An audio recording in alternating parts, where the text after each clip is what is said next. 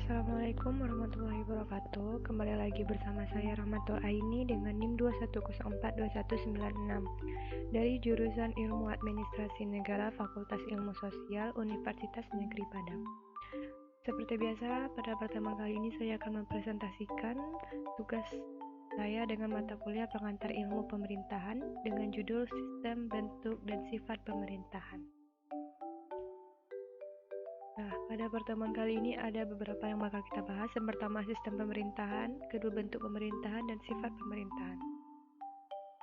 Yang pertama, sistem pemerintahan. Nah, sebelumnya apa sih sistem pemerintahan? Sistem pemerintahan ialah suatu tatanan utuh yang terdiri atas berbagai komponen pemerintahan yang bekerja saling bergantungan dan mempengaruhi dalam mencapai tujuan dan fungsi pemerintahan. Nah, macam-macam sistem pemerintahan. Yang pertama, presidensial. Sistem pemerintahan presidensial meletakkan hubungan fungsional antar lembaga dan pelaksanaannya dipimpin oleh presiden. Yang kedua, parlementer. Sistem pemerintahan ini, posisi presiden sebagai kepala negara, sedangkan Perdana Menteri menjadi kepala pemerintahan. Nah, yang ketiga, sistem semi-presidensial, yaitu gabungan dari presidensial dan parlementer hingga disebut sebagai dual eksekutif atau eksekutif ganda.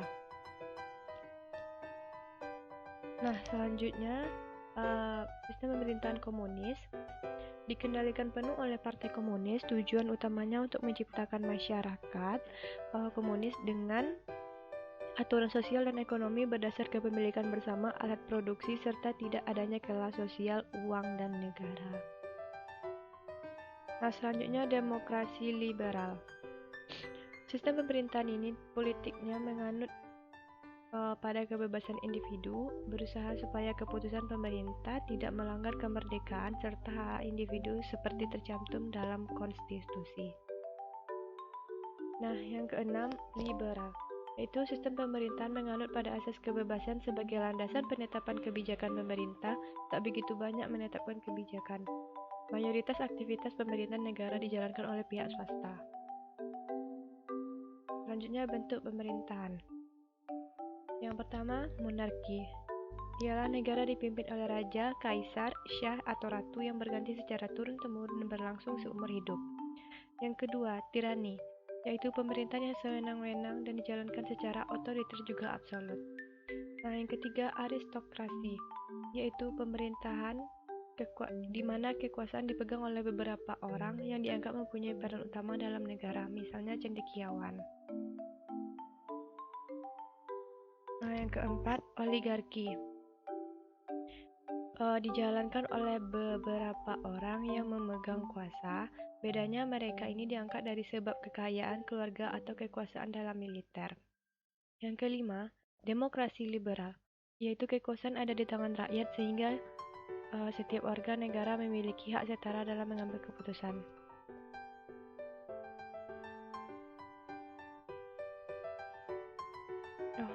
Maksudnya demokrasi. Saya ulang lagi. Yang kelima, demokrasi, yaitu kekuasaan ada di tangan rakyat sehingga setiap warga negara memiliki hak setara dalam mengambil keputusan. Nah, yang keenam, teknokrasi, yaitu kekuasaan dipegang oleh pakar teknis seperti ilmuwan, dokter, atau insinyur yang ahli dalam bidang tertentu. Saya lagi flu. Yang ketujuh, yaitu timokrasi. Ialah negara akan dipimpin oleh orang yang dianggap punya kehormatan dan kemuliaan pemimpin yang jadi ukuran. 8. Holokrasi, yaitu pemerintah secara tidak legal kuat. Akibatnya rakyat lain menjadi takut karena negara dikendalikan secara inkonstitusional dan ilegal. Yang kesembilan, plutokrasi, yaitu pemerintahan diatur oleh konglomerat yang tercipta akibat kondisi ekstrim.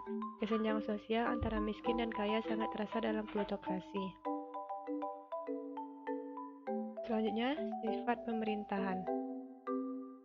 Di sini ada dua. Yang pertama, demokrasi, ialah pemerintahan yang diselenggarakan dari rakyat, untuk rakyat dan oleh rakyat, di mana setiap warga negara diperbolehkan untuk berpartisipasi, baik secara langsung atau melalui perwakilan dalam perumusan pengembangan dan hukum negara.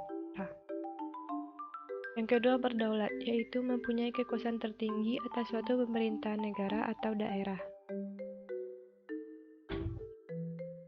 Sekian hasil presentasi saya pada hari ini. Apabila ada kesalahan mohon dimaafkan. Saya akhiri dengan wabillahi taufiq wal hidayah. Assalamualaikum warahmatullahi wabarakatuh.